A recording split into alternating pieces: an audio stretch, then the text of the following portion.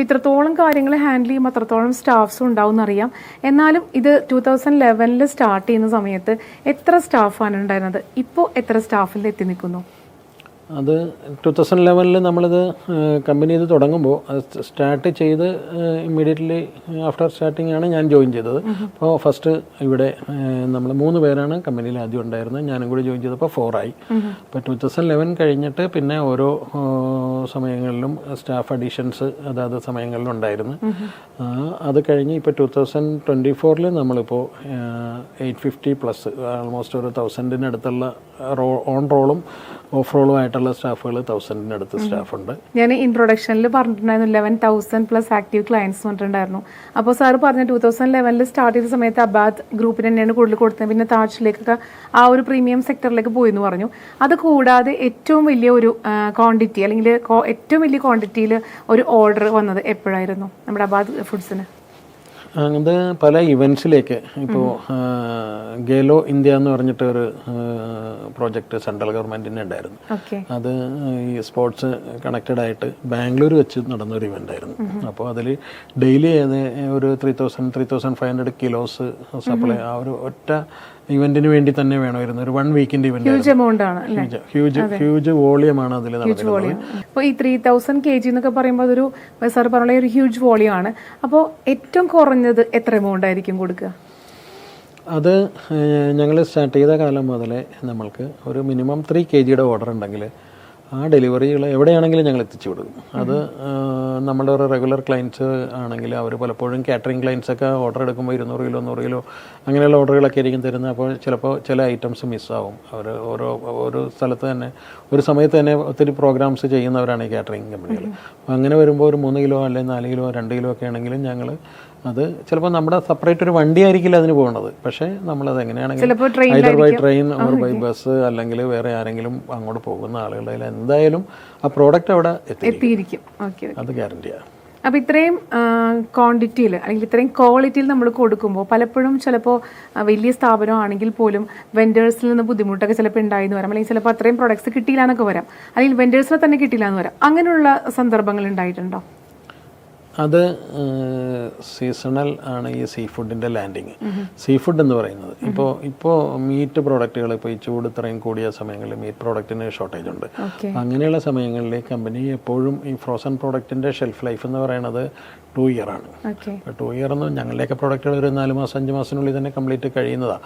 പക്ഷേ എങ്കിലും നമ്മളൊരു 2.5 മന്തിൻ്റെ സ്റ്റോക്ക് നമ്മുടെ കയ്യിൽ എപ്പോഴും ഉണ്ടാവും. അപ്പോൾ അങ്ങനെയുള്ള ഒരു സിസ്റ്റം അബാദ് എന്ന് പറയുന്ന ഒരു ഗ്രൂപ്പിൻ്റെ വലിയൊരു ബാക്കപ്പ് കൊണ്ട് നമുക്ക് ആ ഒരു പ്രോഡക്റ്റ് സ്റ്റോർ ചെയ്ത് ഈ എന്തെങ്കിലും മാർക്കറ്റിൽ ഷോർട്ടേജ് ഉണ്ടെങ്കിൽ അതനുസരിച്ച് പ്രീ പ്ലാൻ ചെയ്ത് പ്രൊക്യൂർമെൻറ്റ് കറക്റ്റ് ചെയ്യാനുള്ളൊരു സമയം കിട്ടാറുണ്ട്. പിന്നെ നമ്മളുടെ കൺട്രോളിലല്ലാത്തത് സീ ഫുഡ് ലാൻഡിങ്ങാണ്. അപ്പോൾ അത് കടലിൽ ഫിഷിങ്ങിന് പോകുന്നവർക്ക് ഏത് മീൻ കിട്ടും എന്ത് കിട്ടും എന്നുള്ളത് ഒരു ഗ്യാരണ്ടി ഇല്ല. അപ്പോൾ ആ സമയങ്ങളിലേക്ക് വേണ്ടി ഇപ്പോൾ പോംഫ്രെറ്റ് വൈറ്റ് പോംഫ്രെറ്റ് പോലെയുള്ളതൊക്കെ ശരിക്കും 3-4 മാസങ്ങളെ ഒരു ഇയറിലെ ആകെ ക്യാച്ചുള്ളൂ. അപ്പോൾ ആ സമയത്ത് തന്നെ എടുത്ത് സ്റ്റോർ ചെയ്ത് വെക്കണം. അങ്ങനെയുള്ള ഷോർട്ടേജസ് ഈ ഫിഷിങ്ങിൽ വരുന്ന ഇത് വരാറുണ്ട്. പക്ഷെ എന്നാൽ പോലും ഓൾമോസ്റ്റ് 90% സ്റ്റോക്കും ഞങ്ങൾ ഇൻഷുർ ചെയ്യാറുണ്ട്. സർ, നമ്മൾ ഒരുപാട് വിശേഷങ്ങൾ പങ്കുവച്ച അബാദ് ഫുഡ്സിൻ്റെ. അപ്പോൾ ഇപ്പോഴത്തെ ഒരു കാലഘട്ടം നോക്കുകയാണെങ്കിൽ എത്ര എസ്റ്റാബ്ലിഷ്ഡ് ആയാൽ പോലും മാർക്കറ്റിങ്ങിൽ ഒരു ഫണ്ട് അവർ മാറ്റി വെക്കുന്നത് ഞാൻ കേട്ടിട്ടുണ്ട്. അത്രയും കോൺസെൻട്രേഷൻ അവർ അതിൽ കൊടുക്കും. അപ്പോൾ അബാദ് ഫുഡ്സ് മാർക്കറ്റിംഗ്, പ്രത്യേകിച്ച് ഡിജിറ്റൽ മാർക്കറ്റിങ്ങിലൊക്കെ എത്രത്തോളം ശ്രദ്ധ കൊടുക്കുന്നുണ്ട്? അതൊരു നല്ലൊരു ക്വസ്റ്റ്യനാണ്. അബാദ് ഫുഡ്സിനെ പറ്റി പറയുകയാണെങ്കിൽ ഞങ്ങൾ ഇപ്പോൾ ഈ ഒരു 12 ഇയറിൻ്റെ ഒരു ജേണിയിൽ ഞങ്ങൾ ഏറ്റവും കുറവ് ഫണ്ട് സ്പെൻഡ് ചെയ്തിരിക്കുന്ന ഒരു മേഖലയാണ് മാർക്കറ്റിംഗ്. അതിൻ്റെ ഒരു റീസൺ എന്ന് പറഞ്ഞാൽ നമ്മളുടെ ഒരു ബിസിനസ് കൂടുതലും റെഫറൻസ് വഴിയും ഒരു മൗത്ത് പബ്ലിസിറ്റി വഴിയും ആ പ്രോഡക്റ്റ് ക്വാളിറ്റിയും പിന്നെ പറഞ്ഞ സമയത്ത് പറയുന്ന വോളിയം അതേ ക്വാളിറ്റിയിൽ എത്തിച്ചു തരുമെന്നുള്ളൊരു ഗ്യാരണ്ടി അത് ഞങ്ങളുടെ ഒരു സർവീസ് ലെവൽ കൊണ്ട് മാത്രം ക്രിയേറ്റ് ചെയ്ത കാര്യങ്ങളാണ്. കമ്പനിയുടെ ഒരു ഗുഡ് വില്ലും ക്വാളിറ്റി പ്ലസ് പ്രോഡക്റ്റ് ക്വാളിറ്റി ഉള്ളതാണെങ്കിലും അത് ആവശ്യമുള്ള സമയത്ത് ആവശ്യമുള്ള സ്ഥലത്ത് എത്തിച്ചു തരുമെന്നുള്ളൊരു ഗ്യാരണ്ടി. അത് തന്നെയാണ് ഞങ്ങളുടെ ഏറ്റവും വലിയൊരു മാർക്കറ്റിംഗ് സപ്പോർട്ട്. കൂടാതെ നമ്മളിപ്പോൾ ലേറ്റസ്റ്റ് ഇറയാണ്, അതനുസരിച്ച് കാര്യങ്ങൾ നമ്മളും കുറേ ചെയ്തു പോയേ പറ്റുള്ളൂ. അതുകൊണ്ട് ഞങ്ങൾ ഇൻസ്റ്റാഗ്രാം നന്നായിട്ട് യൂസ് ചെയ്യുന്നുണ്ട്. അതുപോലെ തന്നെ ഫേസ്ബുക്ക്, ലിങ്ക്ഡിൻ, യൂട്യൂബ് ഇങ്ങനെയുള്ള കാര്യങ്ങളിലെല്ലാം അബാദ് ഫുഡ്സും അതുപോലെ തന്നെ ഞങ്ങളുടെ റീറ്റെയിൽ ഡിവിഷൻസ് ബ്രില്ലാർ, സീസ്പാർക്കിൽ ഇവരെല്ലാവരും ഈ കാര്യങ്ങളിലെല്ലാം ആക്റ്റീവാണ്. പക്ഷേ ട്രൂലി നമ്മൾ വലിയൊരു ഫണ്ടൊന്നും മാർക്കറ്റിങ്ങിന് വേണ്ടി ഇതുവരെയും ചിലവഴിക്കേണ്ടി വന്നിട്ടില്ല. പിന്നെ ഞങ്ങളുടെ കൂടെ ബിസിനസ്സിൽ നമ്മളെ സപ്പോർട്ട് ചെയ്യുന്ന, ഞങ്ങളെ ഷെയർ ചെയ്യുന്ന ആളുകളുണ്ട്. കാറ്ററിംഗ് അസോസിയേഷൻസ് ഉണ്ട് കേരളയിൽ, അതുപോലെ തന്നെ Kerala hotel and restaurant association എന്ന് പറയുന്നുണ്ട്. അവരുടെ എല്ലാ ഇവൻറ്റ്സ്, സൂപ്പർ മാർക്കറ്റ് അസോസിയേഷൻ ഉണ്ട്, ഇവരുടെ ഇവൻറ്റുകളിൽ ഞങ്ങൾ പാർട്ടിസിപ്പേറ്റ് ചെയ്യാറുണ്ട്. അവർക്ക് ഒരു മാർക്കറ്റിംഗ് അവരുടെ ഒരു ഇവൻറ്റ് കണ്ടക്ട് ചെയ്യാനുള്ള ഒരു ഫണ്ടിൻ്റെ ഒരു ഷെയർ ഞങ്ങൾ എടുക്കാറുണ്ട്. അങ്ങനെയുള്ള ഫംഗ്ഷനുകളിൽ സ്റ്റാളും സാമ്പിളിങ്ങും കാര്യങ്ങളുമായിട്ട് ഞങ്ങൾ ആക്റ്റീവായിട്ട് അതൊരു ബിസിനസ് പാർട്ട്നേഴ്സ് അല്ലെങ്കിൽ ഒരു ബിസിനസ് അസോസിയേറ്റ്സ് അങ്ങോട്ടും ഇങ്ങോട്ടും ഉള്ള ഒരു ഹാൻഡ് ഷെയറിംഗ് ആണ്, അത് ചെയ്യാറുണ്ട്. പിന്നെ ഈ പറയുന്ന ഡിജിറ്റലിലാണ് കൂടുതലും മാർക്കറ്റിംഗ് ചെയ്യുന്നത്. പിന്നെ ഞങ്ങൾക്ക് തന്നെ റീഫർ വെഹിക്കിൾസ് തന്നെ 70+ ഉണ്ട്. അപ്പോൾ അതിലുള്ള ഒരു വെഹിക്കിൾ ബ്രാൻഡിങ് ഞങ്ങൾ ചെയ്യാറുണ്ട്. അതൊരു മൂവിങ് ഹോർഡിംഗ് ആണ്. ഓൾ കേരള എല്ലായിടത്തും സപ്ലൈ പോകുന്ന സ്ഥലങ്ങളാണ്.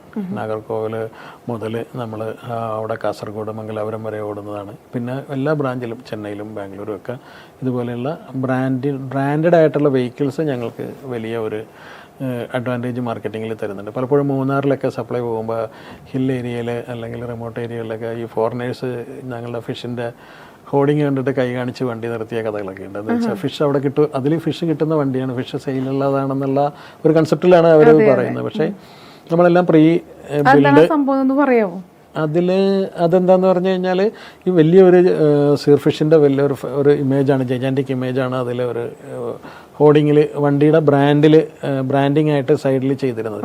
അപ്പോൾ ആ ഫിഷിൻ്റെ പടം കണ്ടപ്പോൾ ഇത് ഫിഷിൻ്റെ വണ്ടിയാണെന്ന് അവർക്ക് ഏകദേശം മനസ്സിലായി. അപ്പോൾ അവർ കൈ കാണിച്ചിട്ട് ഇതിൽ ഫിഷ് സെയിൽ ഉണ്ടാകുന്ന അറിയാൻ വേണ്ടിയാണ് അവർ ഫിഷ് വാങ്ങിക്കാൻ വേണ്ടിയാണ് നിർത്തിയത്. പക്ഷേ നമ്മളെല്ലാം അഡ്വാൻസ് ഓർഡർ എടുത്തിട്ട് ബില്ല് ചെയ്ത് ബാക്കിയെല്ലാം ടാക്സിൻ്റെ മറ്റു കാര്യങ്ങളെല്ലാം ഫുൾഫിൽ ചെയ്തുകൊണ്ട് അങ്ങനെ ചെയ്യുന്നതുകൊണ്ട് നമുക്ക് അതിൽ നിന്ന് നമുക്ക് ഒരു വാൻ സെയിൽ നമുക്കില്ല. അപ്പോൾ അത് അങ്ങനെയുള്ള ബ്രാൻഡിങ് നമുക്ക് ഒത്തിരി ഹെൽപ്ഫുള്ളായിട്ടുണ്ട് പല സ്ഥലങ്ങളിലും. പിന്നെ മേജറായിട്ട് ഈ പ്രോഡക്റ്റിൻ്റെ ആളുകൾ റെഫർ ചെയ്യുന്ന ഒരു കാറ്ററിങ്, നമ്മൾക്ക് ചാലക്കുടിയിലുള്ള ഒരു കാറ്ററിങ് ക്ലയൻറ്റ് ഇപ്പോഴും നമ്മുടെ ഒരു പ്രീമിയം കാറ്റററാണ്. അദ്ദേഹം റെഫർ ചെയ്ത് തന്നെ 100 കൂടുതൽ കസ്റ്റമേഴ്സിനെ ഞങ്ങൾക്ക് വേണ്ടി തന്നിട്ടുണ്ട് ആ ഒരു ക്വാളിറ്റിയുടെ ഗ്യാരണ്ടിയിൽ. ഓക്കെ, അതൊക്കെ മൗത്ത് പബ്ലിസിറ്റി വഴി വന്നേക്കുന്നതാണ്. അപ്പം മാർക്കറ്റിങ്ങിലേക്ക് അധികം ഒന്നും പോകേണ്ടി വന്നിട്ടില്ല. തീർച്ചയായിട്ടും മാർക്കറ്റിംഗ്, അതായത് ഡിജിറ്റൽ മാർക്കറ്റിംഗ് ഉൾപ്പെടെ ഒന്നിലേക്ക് അധികം പോകാതെ തന്നെ ഡിജിറ്റൽ മാർക്കറ്റിംഗ് ഇപ്പോൾ ചെയ്യുന്നുണ്ട്.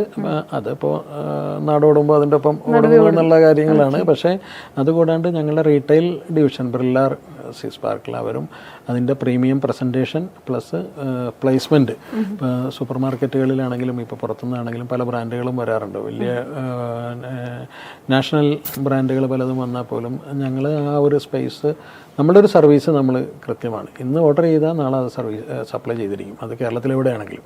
അങ്ങനെയുള്ള സർവീസ് ലെവല് പ്ലസ് ക്വാളിറ്റി, ഇത് രണ്ടും. പിന്നെ നമ്മുടെ സ്റ്റാഫ് കൺസിസ്റ്റൻ്റ് കണ്ടിന്യൂറ്റി ഉള്ള സ്റ്റാഫുകളാണ്. അപ്പോൾ അവരും നമ്മളുടെ ക്ലയൻറ്റ്സും കസ്റ്റമേഴ്സും ആയിട്ടുള്ള ആ ഒരു റിലേഷൻ, ആ ഒരു റാപ്പോ നല്ല രീതിയിലുണ്ട്.